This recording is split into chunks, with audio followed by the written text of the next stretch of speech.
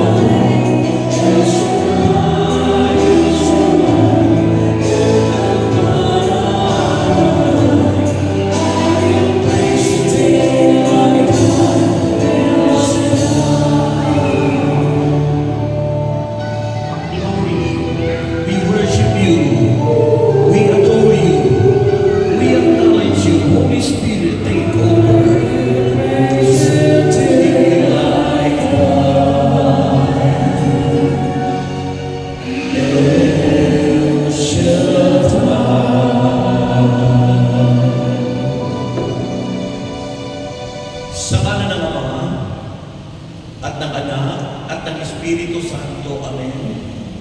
Banal na Diyos at makapangyarihang Ama, Ikaw ang Diyos ng langit at lupa, ang Diyos na aming inaasahan, ang Diyos na siyang aming pinaglilingkuran. Pinupuri ka namin ng niluluwalhati, pinasasalamatan, dinadakilat, sinasamba ang iyong banal at makapangyarihang pangalan. Kami po'y sumasamo sa iyo sa hapon ito na ikaw po, Panginoon, at siyang mag-usap sa amin. Gamitin mo ang lingkod mo, mightily, boldly, and powerfully. At nanayin mo ang mensaheng ating pagsasalunan. Nawa po ito'y tumibo sa bawat puso ng bawat isa. Maghatid ng kagalingan sa lahat ng may sakit at may karamdaman. At maghatid ng kaliwanagan sa mga taong nadirimlan. Diyos, nanayin ko po na ikaw ang mag-usap at maghari at sundan ito ng iyong tanda, himala at kababalaghan sa pangalan ni Jesus, sa ngalan ng Ama at ng Anak at ng Espiritu Santo, sapagkat ang Diyos ay pag-ibig.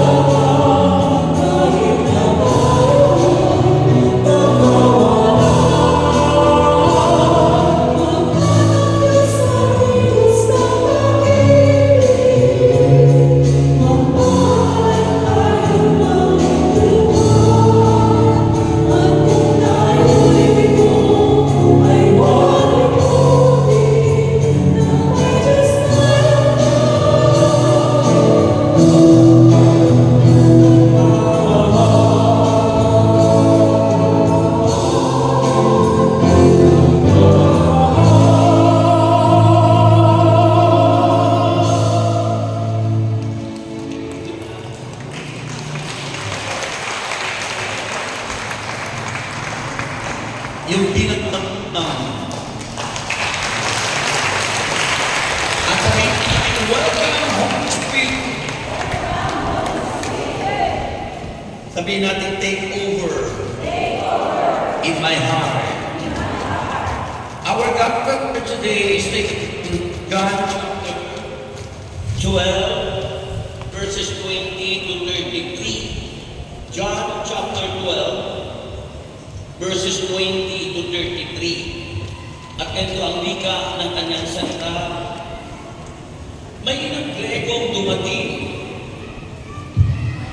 May ilang Grekong dumalo sa pista upang sumamba at lumapit sila kay Felipe na taga Betsaida sa Galilea at nakiusap.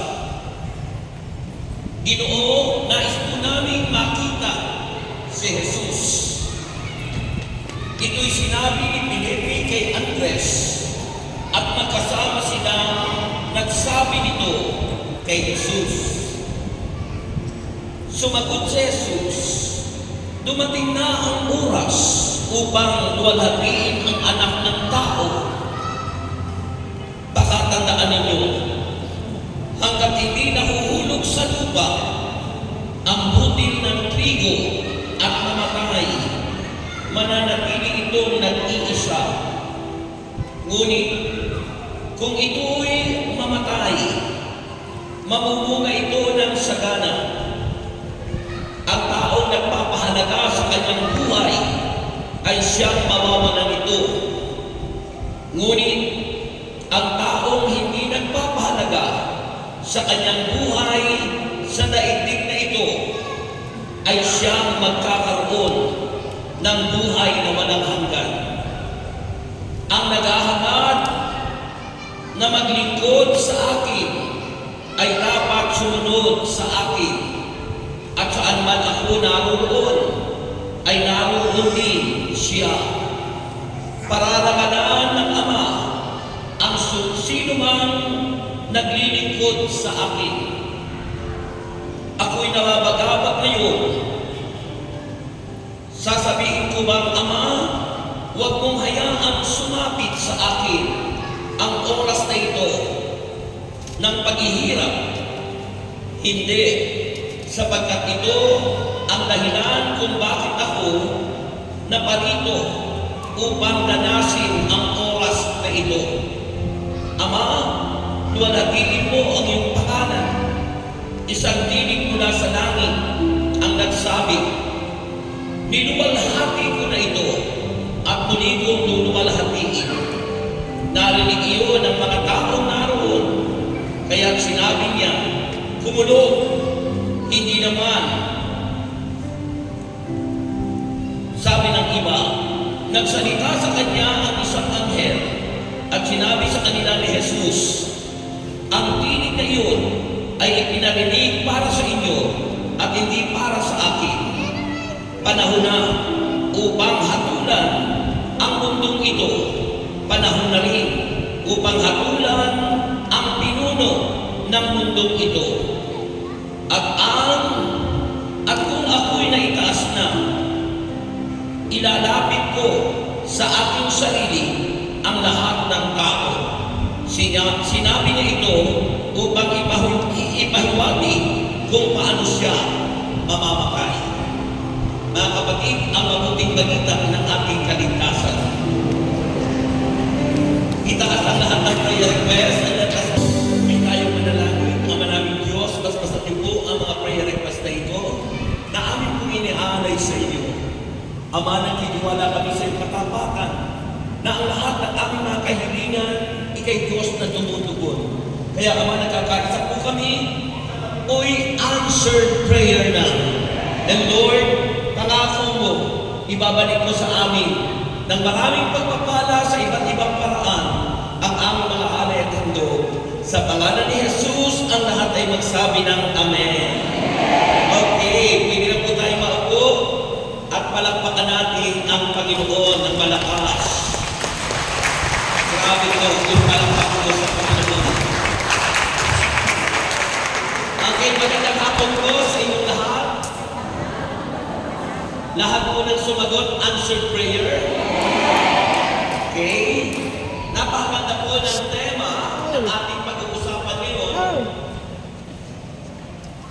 Sapagkat ito po ay pag-Kwaresma. Alam niyo po ba kung ano ibig sabihin ng Kwaresma?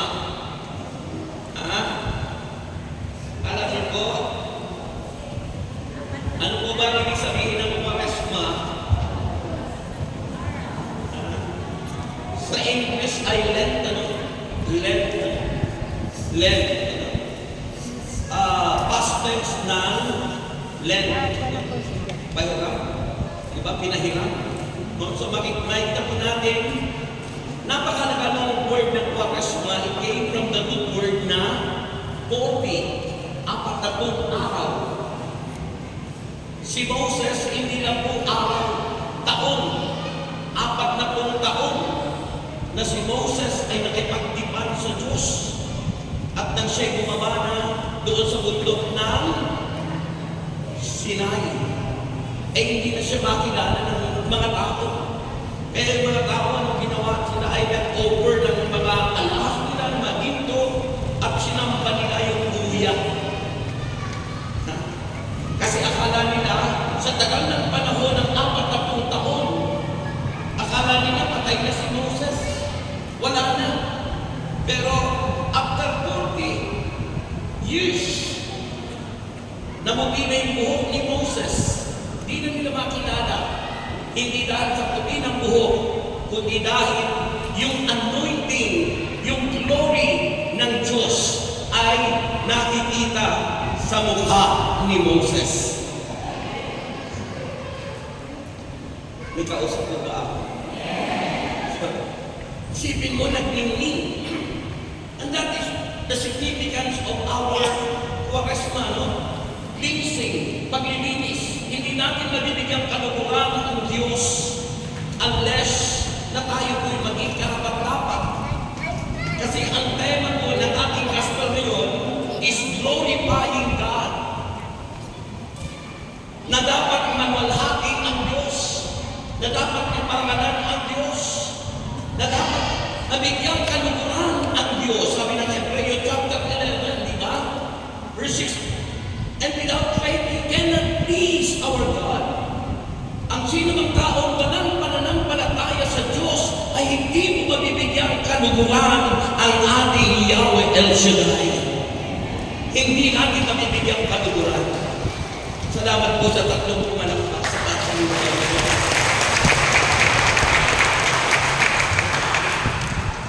Ayun po mga kapatid kay Kristo. Kaya yung pong tema is glorifying God. Isipin po natin, paano ba? Sa araw-araw ba ng buhay natin ay naluluwalhati natin ang Diyos sa ating mga ginagawa araw-araw? Are we glorifying the Lord in our daily life, mga kapatid? Sa ating araw-araw na buhay, nabibigyan ba natin kalukuran o naluluwalhati ba natin ang Diyos?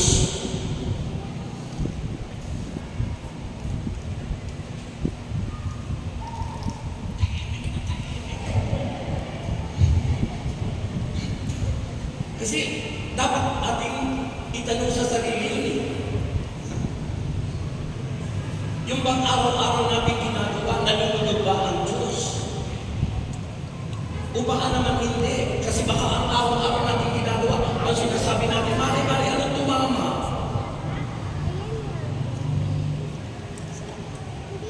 Diba? So, ano ang sabi ng Bible? Kung titignan po natin si Felipe at si Andres, dumating ang ilang mga taga-Greek, ano po, Sabaron, na banal na kasulatan, Sabaron, may ilang Grekong dumalo sa pista upang sumamba, mga taga-Greko o Greek. At doon po nung dumating sila para sumamba, lumapit sila kay Felipe at kay Andres na taga-Bethsaida sa Galilea at nakiusap sila. Nakiusap kila Andres at Felipe at ang sabi, Ginoo, nais po namin makita si Jesus. Nais po namin makita si Jesus. Kayo ba? Naghahangad na makita si Jesus? Naghahangad kayo makita hindi natin natutupad yung ano ba, hindi po natin makikita ang Panginoon. Abangan niyo po yung mensahe ng Diyos. So ano pong ginawa? Si Felipe at Andres, ipinag-present nila kung ano yung kanila dapat gawin. They become an instrument of God. Sila naging instrumento ng Diyos. Tingnan mo yung length, tayo po ay mga instrumento ng Diyos. Hiram lahat natin sa Diyos ang lahat ng ito, ang ating katawan, ang ating buhay, ang ating lakas. Wala po tayong pag-aari. At dahil tayo hiram natin lahat ito sa Diyos, kailangan manwalhati. Mag-glorify natin ang Diyos, paggamit tayo sa ating Panginoon. Paggamit tayo sa Diyos para mailapit natin sa Panginoon. Sa paanan ni Jesus ang mga tao nagdadais na gusto po namin makilala at makita sa Jesus. Be an instrument of God. Sila Felipe, sila Andres ay naging instrumento. They become an instrument of God by whom others are led to Jesus. Para madala nila kay Kristo, yung mga nakikiusap na mga taga-Grego o na mga taga-Greeks. Silang mga Grego. Nakikiusap. At nakikita po natin sa pag-uusap na ito, nung oras na yun at ang panahon yun, ano ang itinuturo ni Kristo? Ang itinuturo ni Kristo ng mga oras na yun, sabi ng Jesus taught us the importance of dying oneself. Yung tayo'y dapat namatay sa ating sarili, because unless na mangyari sa atin yun na tayo mamatay sa ating sarili, doon lang natin mabibigyang kaluguran at mapupulit papararangalan ang Diyos na makapangyarihan sa lahat. Doon lang ito. Hindi po natin mabibigyang kaluguran ng Diyos kung ang buhay po natin ay makasalimutan pa rin. Di ba sabi ng 2 Corinthians chapter 5 verse 17, ang sino mang tao nakipag-isa kay Kristo ay nagiging bagong nilalang. Pag tayo po na naging bago, kapag po tayo ay namatay sa ating dating buhay, doon lang po mag-uumpisa na mabigyan natin ng kaluguran si Yahweh, si Kristo na ating tagapagligtas. Grabe po yung palakpak niyo sa Panginoon. Amen? Kasi, kaya sabi ko kanina, sa araw-araw ba ng buhay natin, ay nabibigyan natin kaluguran ng Diyos, baka po tayo nagtupan sa lumang buhay natin, na nauubos ang oras at panahon natin sa ating barkada, nauubos ang ating panahon sa ating mga bisyo o vices. At walang time para pumunta ng simbahan, walang time magdasal, walang time na magbasa at mag-aral ng Biblia. We cannot glorify our God magiman na mamatay tayo sa ating mga sarili. Saan po sa Biblia, sa gospel natin ngayon sinabi yun? Sabi po ng verse 20, pakinggan nyo. Sabi nito ng verse 20, sa verse 23, sabi ron, sumagot si Jesus, dumating na ang oras upang walhatiin ang anak ng tao. Nung ilapit ni Felipe at ni Andres sa Panginoon, yung mga bisitang yun ng mga taga-Greeks para makilala ang Panginoon, ang sabi ng Panginoon sa Kristo, dumating na ang oras upang walhatiin ang anak ng tao. Pakatandaan ninyo, sabi ng Panginoon, pakatandaan ninyo, hanggat hindi nahuhulog sa lupa ang butil ng trigo at mamatay, mananatili itong nag-iisa. Dying for oneself. At yun ay ginawa ni Jesus. Si Kristo'y namatay para sa ating lahat. Si Kristo'y nagpakasakit para sa ating lahat. At ang lahat ng ginawa ni Kristo sa Paschal Mystery ay nabigyan niyang kalwalhatian at kaluguran ang kanyang amang si Yahweh. Grabe.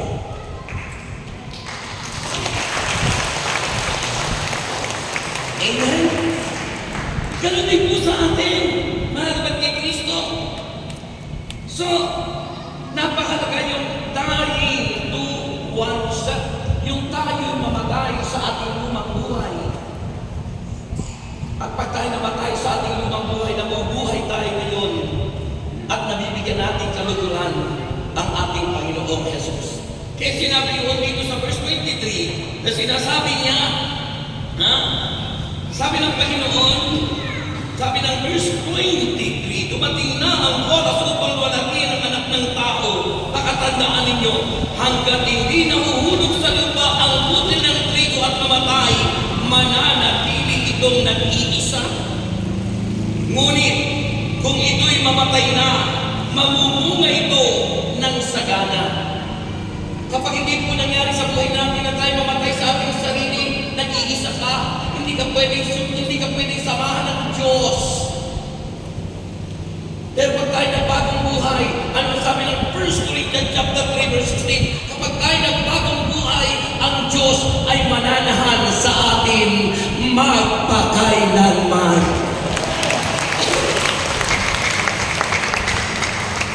Our body become His temple. Magiging pananatahan ng Diyos ang ating mga puso. Pwede ba naman po?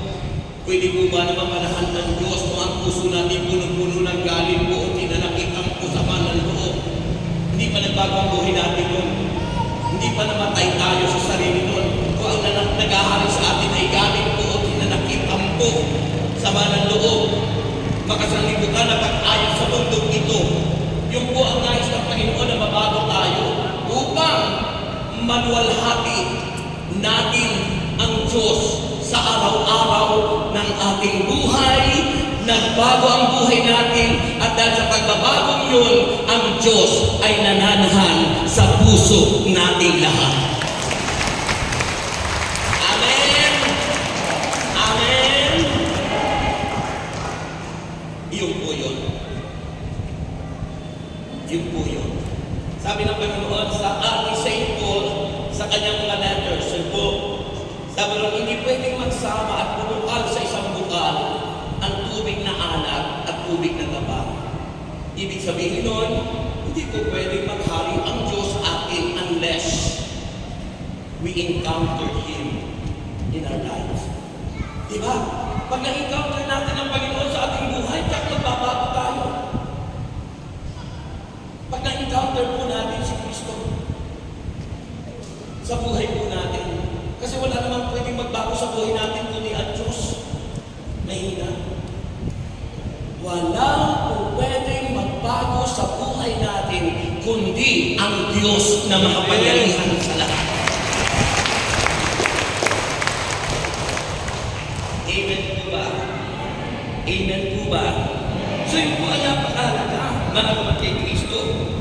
So, sabi na pala ng kasulatan, pag nangyari po na tayo mamatay sa ating sarili, sa lumang buhay natin, ito ang mangyayari upang tayo po ay magamit ng Diyos. Para tayo magamit ng Diyos. At ang sabi ron, so that others might be drawn near to the Father, mailapit natin ang mga tao sa paanan ng Panginoon. At sa pamagitan nun ay mag-glorify natin ang Diyos. Diba? Paano kayo naglingkod sa Panginoon? Diba? Nung tayo po'y wala pa sa galinsa, hindi pa natin ganap na nakikilala ang Diyos noon, hindi tayo naglingkod.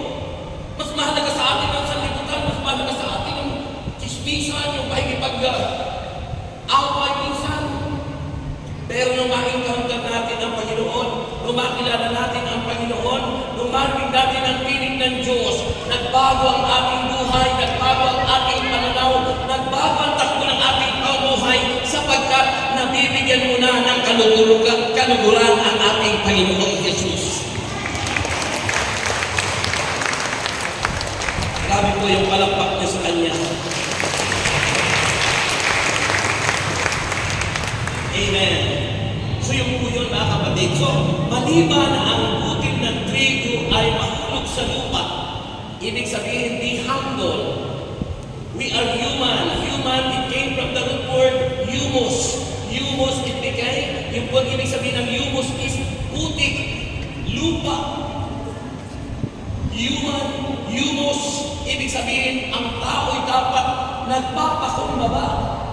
Kaya sabi ng maliban ang butil ng trigo ay bumagsak sa lupa. Tayo ang tumutukoy, si Kristo ang unang halimbawa. Bagamat siya'y Diyos, hindi nagpumilit na makapantay ng Diyos, nagpakababa at naging masunurin hanggang kamatayan sa krus para ang lahat tayong makasalanan at patay ay muling mabuhay at magkamit ng kanyang pangako, buhay na hahantong sa langit. Amen. Amen. So pag yun po'y nangyari, magagawa na po natin yung way of glorifying God. At ano yung way to glorify God? Once na tayo po'y namatay sa ating dating pagkatao, una, sabi ng Bible, nag-glorify natin ang Diyos by praising God. Kailan ba tayo natutong umawit sa Panginoon?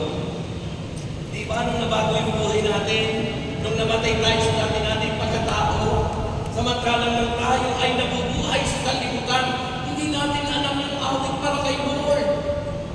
Kahit na nagsisimba tayo, nating pagsisimba parang ano lang yun, napipilitan lang tayo. Hindi ka natin alam nun yung awitin ng awang Father Ama namin, hindi tayo sumasabay. Kailan tayo natutong umawit sa Diyos, praising God, nung tayo'y namatay sa lumang buhay, natuto tayong magpuri, magpasalamat, at magdasal, at doon naluluwalhati si Yahweh El Shaddai. Doon, ano inaawit natin noon? Isang babalikan, isang iiwanan. Kasi, kung wala pa tayo sa Panginoon, siyempre, may asawa na tayo, nagliligaw pa tayo sa iba. Kung magkaanak pa tayo sa iba sa dating asawa, yun ang ating buhay noon. Hindi natin nabibigyan kalukulan sa Lord. Hindi tayo maawit para kay Lord. Anong inaawit natin noon? Makasalimutan. Pero nung tayo po'y nabago, that's the way of praising God. Umaawit, nagpupuri sa ating Yahweh El Shaddai. At ang pinakamahalaga, the highest form of praising and worshiping God is attending the Eucharistic celebration. Sapagkat ang Eucharistic celebration is a celebration of victory na tayong lahat ay iniligtas ng ating Panginoon Jesus. Ang ina. Amen. Amen. Sabi po ng banal na kasulatan sa verse 23. Ulitin po yung sinabi ng verse 23. Sabi rin, dumating na ang oras upang walhatiin ang anak ng tao. Dumating na ang oras. Kailan dumating sa oras sa buhay ko na walhatiin ko ang Panginoon noong April 10, 1986 na ako'y tawagin ng Panginoon sa isang sakit. Ay hindi lang isang sakit, sa maraming sakit. Na dahil sa sakit na yon ay ako'y napagaling ng Diyos nang marinig ko ang kanyang mga salita. Dumating na ang oras upang walhatiin ang Panginoon sa inyong sarili. Kailan dumating ang oras na dapat yung walhatiin ang Panginoon? Napakahalaga na sa ating natural na buhay, sinicelebrate natin yung birthday natin nung tayo panganak. Pero mas masarap i-celebrate din natin kailan tayo na nakakilala sa ating Panginoong Jesus nang tayo'y baguhin ng ating Panginoon. Ako tatanda ko, April 10, 1986 na ako'y tawagin ng Panginoon. Ang birthday ko naman ay December 1, 1955. years old na ako. Pero sabi ng iba, parang 38 ka lang, Brother Rex. Purihin si Jesus. Diba? Kasi kapag nasa sa atin ang Panginoon, kapag nasa sa atin ang Panginoon, ang makikita sa atin yung lakas ng Panginoon. Ang makikita sa atin yung Diyos na nagmamanifest sa atin. Kung paano si Moses ay nagninig, kung paano si Jesus nagpakita ng kanyang pagka-Diyos. Kapag ang Diyos ay nasa sa atin at laging nananahan sa atin, makikita sa itsura at gawa natin ang kilos ng Diyos. Kaso ang problema sa atin ang nananatili sa buhay natin ang demonyo. Kaya ang gawain ng demonyo. Kaya hindi naman natin naluluwalhati ang Diyos. Sabi nga nung isang kwento ikinulong na yung demonyo doon sa botelya, binuksan pa. Nung tunggalin yung ikinulong na demonyo doon sa botelya, naging lasing.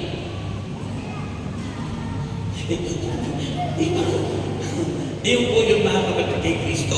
Kailan dumating ang pagwalhati natin sa Diyos? Pero ikay mabuhin. Kaya dapat mahalaga yung naalala mo yun. Kasi pagdating na ikay problematic, asthmatic, at walang atik, ay dapat balikan mo yung time, yung panahon na ikaw ay high na high sa presensya ng Diyos, na kahit anong problema mo, nakalimutan mong lahat dahil sa pagpupuri kay Yahweh El Shaddai.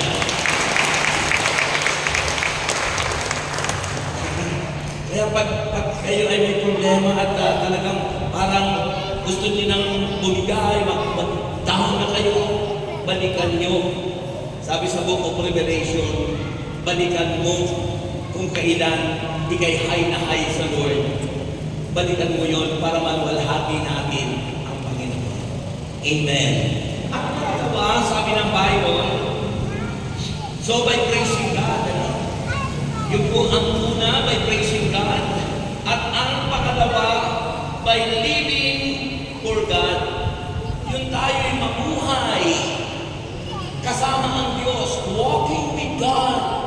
Diba, mababasa natin sa Bible, sa Book of Genesis, sino ba yung kasama ng Diyos na nalugod ang Diyos sa araw-araw na buhay? Si Enoch.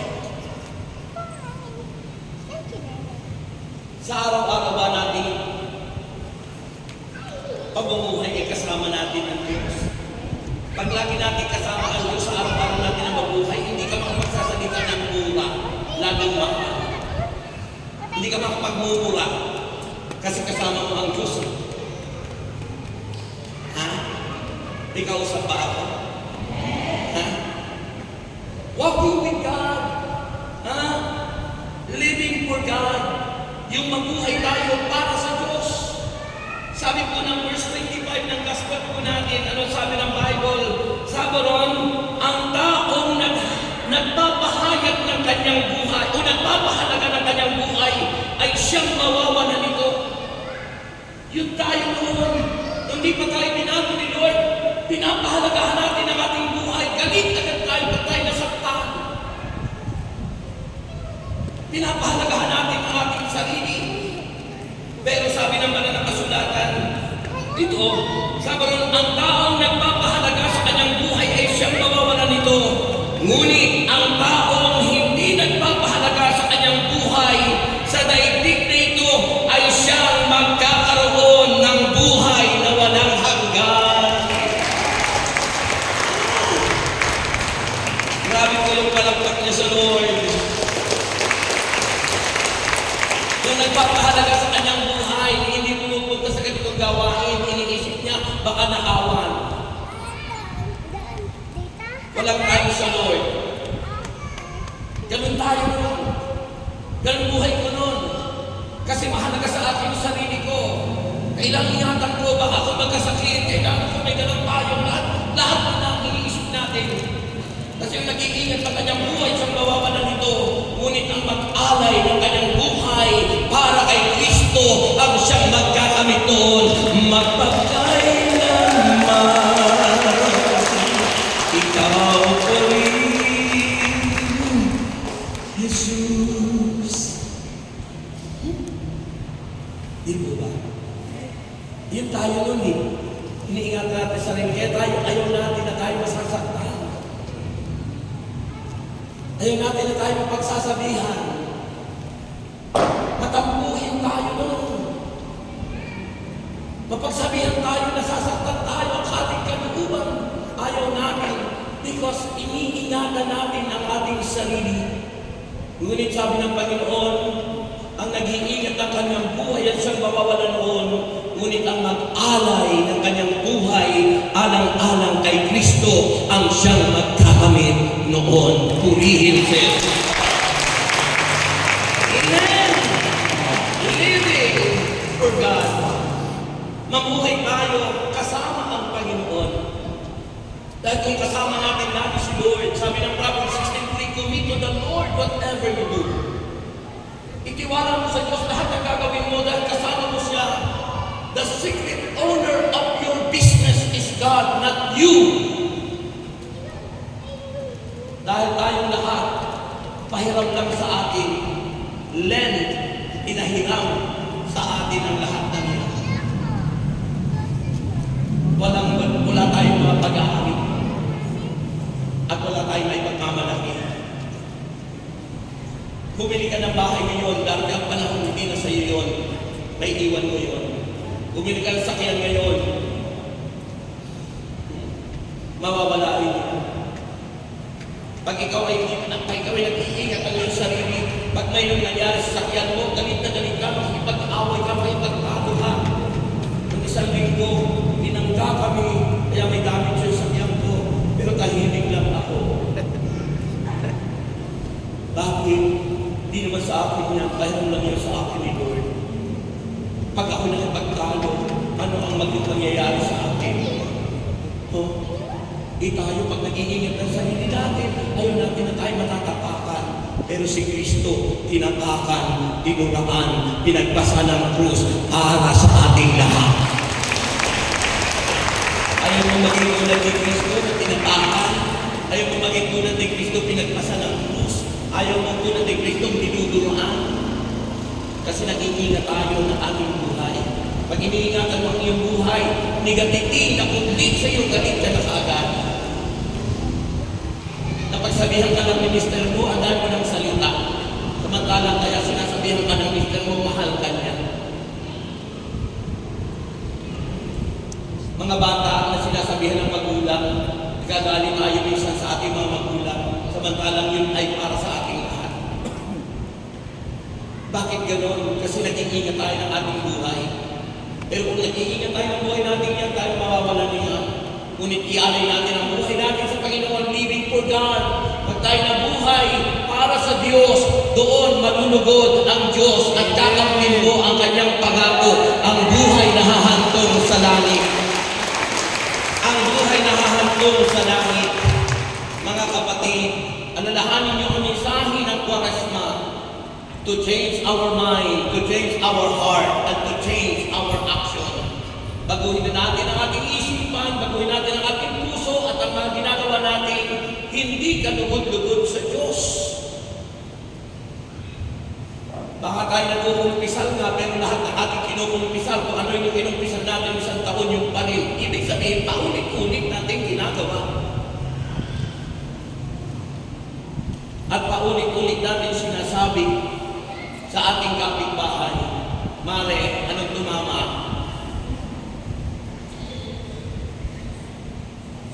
Mare, anong tumama? Umasa tayo sa Diyos, huwag sa alok ng mundo.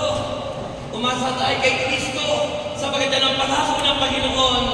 And whatever you ask in prayer, it will be given to you. Sabi ng Panginoon, at buhat sa kayamanan hindi na uubos ng Diyos ay ipagkakaloob niya sa atin ang lahat ng ating pangangailangan.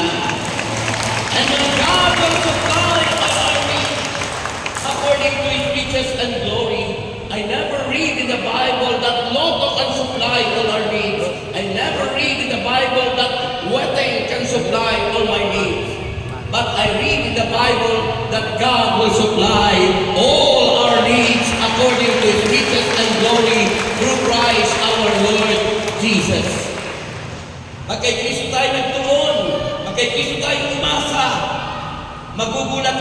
pag-uwi mo, pinaghimalaan ka, wala na yung sakit mo.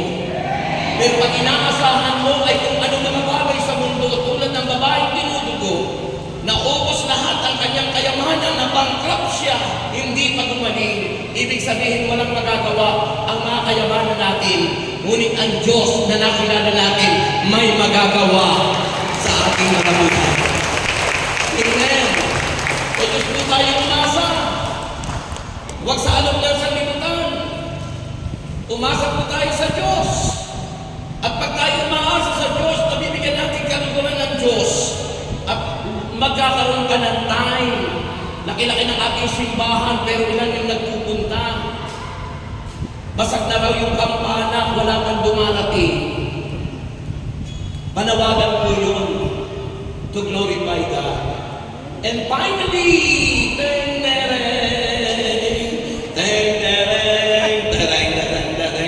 anong kagalakan ang aking. Hindi mo kayo tumatayo. Sabihin ako'y nakikinig ng banal na salita. Nalaman ko ang susi ng kanyang mga himala. Sa gabay ng lingkod niya, pinagpala. Come on, everybody! Finally, ako ngayon may bagong buhay. Finally, ako ngayon ay pinagpala. Finally, ako ngayon ay tagumpay. Finally, yes! Ang buhay ko ngayon, sising-ling ng biyaya. Kung may pagsubok man, ay hindi alintana. Ako'y punong-puno ng pag-asa, kalakasan, sa katahak sa landas ng kamanalan. Finally, ako ngayon malaya na. Finally, ako ngayon ay magaling na. Finally, ako ngayon ay mayaman na. Finally, yes! Finally, come on, finally, bagong buhay. Ako ngayon may bagong buhay. Finally, ako pinagpala. Finally, tagumpay. Finally, sabay-sabay. Yes! Finally, and finally. Yes! Finally, and finally. Yes! Finally. Okay. Finally, so, nag-glorify natin ang Diyos once na tayo nagbago ang buhay. At pag tayo nagbago ang buhay, doon mag-uumpisa na tayo doon magpuri at mag-umawit sa Panginoon. And then, pangalawa, by living for God, doon mag-uumpisa na mamuhay ka na kasama mo lagi ang Diyos. Pagkasama mo lagi ang Diyos, lagi mo siyang kinakausap through prayer. Pagkasama mo ang Diyos, maging ang negosyo mo, ino-offer mo kay Lord. At hindi mo sinasarili because the secret owner of your business is God. At dahil kapartner mo ang Diyos sa iyong negosyo, binibigay mo yung para sa Kanya. You give your tithes and your offering to God. Mahina. And finally, sabi ng Bible, pangatlo, by doing good works and bearing fruits. Sa pamamagitan ng paggawa ng mabuti at pagkakaroon ng mga bunga. Nagbubunga. Hindi po bungang araw, hindi po bunganga, hindi po yung mga bagay na makapagbibigay ng lungkot sa Diyos, kundi yung makapagbibigay ng walhati. To suffer on by doing good works. Ha? Pag mabuting gawa, sabi ng Ephesians chapter 2, verse 9 to 10, hindi lang dahil sa pananampalataya, kundi dahil sa ating mabubuting gawa. Kasi minsan pinuputol yung Biblia ang pagbasa. Kasi sabi sa verse 8, hindi dahil sa inyong mabubuting gawa kaya kayo naligtas, kundi dahil sa inyong pananalig kay Kristo. Pero pag tinuloy nyo ang pagbasa, ngunit nang dahil sa paggawa ninyo mabuti na itinagtala ng unang Diyos, dahil sa mabuting gawa tayong lahat ay naliligtas. You know why? Because it is the sign that you are truly in love with the Lord. Sino sa inyo ang totoong in love sa Panginoon? Yun yung gumagawa ng mabuti, sabi ni Kristo, and whatever you did to the least of your brothers and sisters, you did it unto me. Kung ano ang ginawa mo sa iyong pinakaabang kapatid ay ginawa mo sa akin. Amen. Yung sinasabi, the pillar of faith, especially during Lent, is by giving, by praying, and fasting. Yung tatlong tripod of faith, especially during Lent. Natututo kang gumawa ng mabuti sa pamagitan ng almsgiving, pagbibigay, paglilibos. Hindi yung ang timson mo lagi, hindi yung pagbibigay. Kasi ang timson mo ay ano? Nanghihinayang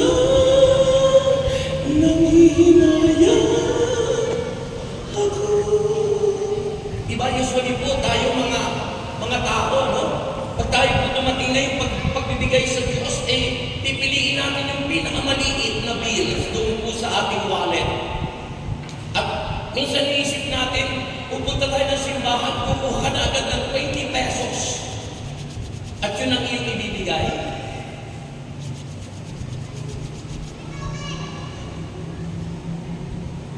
Diba? Yung nagkwento-kwento daw yung mga bills, 20 pesos, 50 pesos, 100 pesos, 1,000, lahat lahat sila nagmamalaki.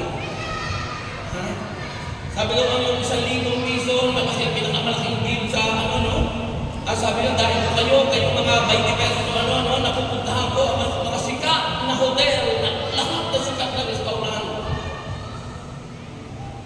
Nagpaanohan. Pero ang kawawa yung 20 pesos. Sabi ng 20 pesos, ako naman, nararating ko lang at nasasakyan ko, tricycle, padyak, lahat-lahat. Samantalang yung 1,000 piso, nakakapunta ng Amerika, nakakasakay ng eroplano. Yung 20 pesos, ang pinakasabi ng 20 pesos, sinasakyan ko lang tricycle, nakakarating ako sa padyak, madalas ako sa palengke, at ang pinakamatindi, madalas ako nagsisimba. Nagaig yung 1,000, yung 20 pesos, nagsisimba. Mga kapatid, pagsimbahin nyo naman yung 1,000 nyo, at siya, ang Diyos ay manunugod sa atin. Ano ang sabi ng Bible? Doing good works and bearing fruits, it's a sign of true faith and a sign of true save. Yung tunay na ligtas ay gumagawa ng mabuti. Yung hindi tunay na ligtas, puro kasamaan ang ginagawa. Pero ang tunay na niligtas ng Panginoon, more than 2,000 years ago, God, Jesus saved us. At ang tunay na niligtas ng Panginoon, gumagawa ng mabuti araw-araw. Noong isang linggo po, kami ng wife ko nag-dinner sa isang restaurant. Alam nyo, bigla po nung nandun na kami sa restaurant, mayroong mga batang grupo doon sa salamin at humihingi po. Ay ayaw naman po papapasukin ng ano-ano. Tinabangan na lang namin ang paglabas. No? Hindi dapat natin panghinayangan na magkaloob. Malay mo, yung sumasalubong sa iyo, si Kristo na pala yun, nagmukhang batang gusgusin. Yung lumapit sa iyong matanda, di mo alam yung pala si Jesus Christ na. Nabahuan ka, sinipa mo pa. Doing good works is a sign of true faith. And doing good works is a sign that you are truly saved. Totoo kang ligtas. Ngunit ang mga taong di ligtas, hindi gumagawa ng mabuti. Puro kasamaan ang nasa isip ng taong di kaligtas tulad mo noon. Masama ang ginagawa mo. Bakit hindi ko pa kilalang ganap si Jesus? Pero nung nakilala natin ang Panginoon, doon natin nabibigyan kaluguran. At kulang pa sa ginawa ni Kristo ang mga ginagawa natin. Kaya minsan tayo umiiyak sa Panginoon, Lord, hindi po kayang bayaran ang ginawa mo sa aming mga ginagawa. Ang hinihingi na naman sa atin ng Diyos ay yung gratitude natin, yung pagtanaw natin ang utang na loob na tayo mga makasalanan na iniligtas ng Diyos. Kaya yun, para malugod ang Panginoon, tayo nagbago, at tayo nagbago, doon tayo nakapag-uumpisa na magpurit, sumamba, umawit ng papuri, at doon din tayo nag-uumpisa na ano sabi roon, doon tayo nagkakaroon ng buhay na para sa Diyos. Ginagawa natin lagi ay buhay na para sa Diyos, at ang panghuli, doon natin nagagawa na gumawa ng mabuti at nakikita ang bunga ng Espiritu ng Diyos sa ating buhay na kalugod-lugod sa Diyos. Amen. Natututo tayong magmahal, umibig, kahit na hindi ka ibig-ibig yung taong kaharap natin. Di ba sabi ng Panginoon, mag-ibigan kayo sapagkat ang Diyos ay pag-ibig. Buga ng Espiritu Santo, pag-ibig, kagalakan, kapayapaan, kahinahunan. Mahinahon ka na ba ngayon? Kung lagi kang galit at ang lakas ng boses mo, ikaw ay nagagalit sa mister mo, sa asawa o sa mga anak mo.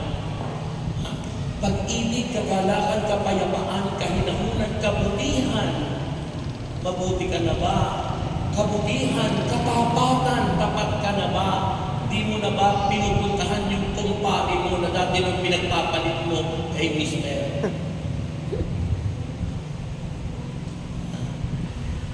Katapatan, pag-ibig, kagalakan, kapayapaan, kahinahunan, kabutihan, kabaitan, katapatan, katyagaan, matyaga ka sa lahat ng iyong ginagawa, nagtsitsika ka hanggang wakas. At ang pinakamatindi, ando na yung iyong pagpipigil sa sarili. Pagpipigil sa sarili. Napipigil mo na yung tila mo, napipigil mo na yung galit mo, napipigil mo na yung inis mo, napipigil mo na. Because hindi ikaw ang nagpipigil, kundi pinahintulutan mo na ang Diyos na siyang magpigil at magkontrol sa buhay mo. Amen. Taas ang harapan natin. Mataas na mataas at sabihin natin, Panginoon, patawarin mo ako sa lahat ng nagawa kong kasalanan mula po sa aking pagkabata hanggang sa kasalukuyan. At mula po ngayon, iniaamay ko po sa iyo ang aking buhay, ang lahat na ginagawa ko, ikaw po ang siyang masusunod mula ngayon at magpakailanman. Glorify thy name. Let's glorify the name of God.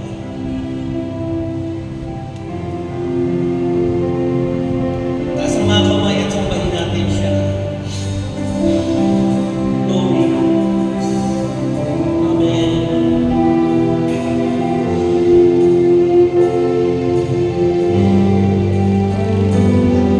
Now let's pause for a while. Taas natin ating mga kamay and let's feel the presence of the Lord. Mithiin ng Diyos na malwalhati natin siya. Mithiin ng Panginoon na sa ating araw-araw na buhay, inalulugod siya. Mithiin ng Panginoon sa lahat ng ginagawa po natin ay nalulugod ang Diyos. And I do believe He is moving right now in you. May ginagawa po siya sa ating mga buhay. Kumikilos siya na may kalakasan. At At sino bang may sakit ngayon ay pinagagaling niya mula ulo hanggang talampatan. Pinagagaling ni Jesus at dumadaloy ang kanyang kapangyarihan. May nangyayari sa inyo. Kilala at alam ng Diyos ang ating mga sarili. Itiwala natin sa Diyos ang ating buhay. Dahil siya ang Diyos na sa katugunan ng ating mga suliranin. Siya ang Diyos na katugunan ng lahat ng ating kailangan. Tanggapin natin ang kagalingan. Receive the power. Be healed. Receive the healing power in the name of Jesus Christ by the power of the Holy Spirit. Take it. Take it in your life. Tanggapin niyo sa buhay niyo ang pagdaloy ng kanyang kapangyarihan. At Lord, inaangkin ko po ang kagalingan, ang kalayaan, ang biyayang pagpapala na ngayon po'y aming tinanggap na. Sa pangalan ni Jesus, ang lahat ay magsabi ng Amen. Palakpakan natin si Lord.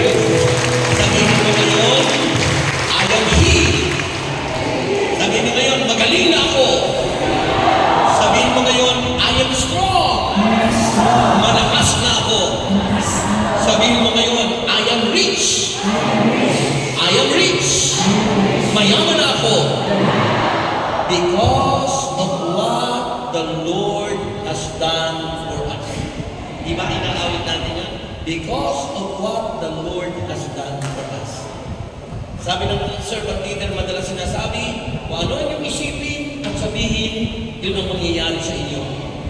Kaya kung diniklara natin ngayon na kayo'y magaling na tayo malakas na tayo mayaman na, isipin natin yan, by faith, nangyari na sa buhay natin yan. Sa pangalan ni Jesus. Amen! Taas ang lahat ng daladalahan para pabasbasan sa Diyos. Mga panyo, asin, langis, Biblia, wallet, bag, passport, papeles. Ama naming Diyos, nagpapasalamat kami sa mensahe mo sa gabi ito, sa hapon ito, at nagtitiwala kami sa iyong kabanalan at sa iyong katapatan. Pagpalain niyo at paspasan ang mga bagay na ito na ay aming tinataas sa iyo. I-bless mo, Panginoon, at pagamit mo sa kapanahunan ang lahat ng ito at inaangkin namin ang pagdaloy, ang biyaya, ang himala sa aming mga buhay.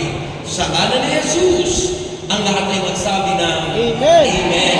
Baba ang lahat ng inyong daladalahan. Okay? At ihahagis ko sa inyo ang bonus nyo. Gusto nyo ng bonus? Sino gusto ng bonus? Pag-agad ko, sasabihin nyo, thank you, Lord. Gandahan niyo ang pagsasabi ng thank you, Lord. Ha? Para nalulunod ang Diyos. Basta lagi nyo nasa isip, Lord, gusto ko pong mabigyan kita ng kaluguran, kalwalatian sa araw-araw ng buhay ko.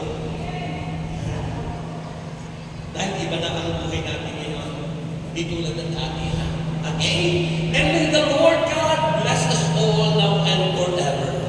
In the name of the Father, nasa Father pala. In the name of the Father, and of the Son, and of the Holy Spirit, Amen and Amen. Ito na yung unang bonus nyo, tanggapin nyo na! Pangalawang bonus, ito na!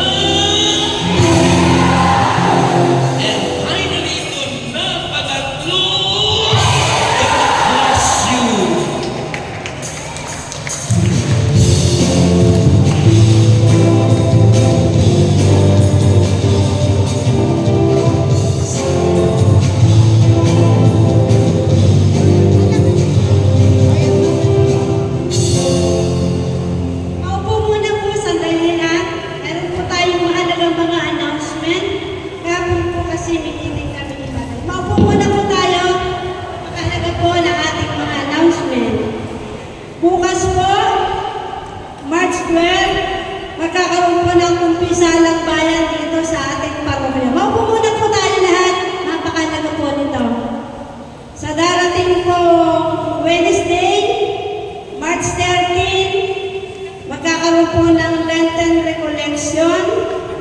para po ito sa lahat dito sa ating parokya at kasama po tayo dito. Huwag po kalimutan bukas, kumpisa ng bayan, alas 6 ng hapon. Yung pong Lenten Recollection sa March 13, alas 5 naman po ng hapon. At sa darating pong Biyernes, ang Via Crucis po ng Kakalatan, kasama din po tayo Exeday. At sa darating pong Lunes, March 18, binigyan po tayo ng Mass alas 5 po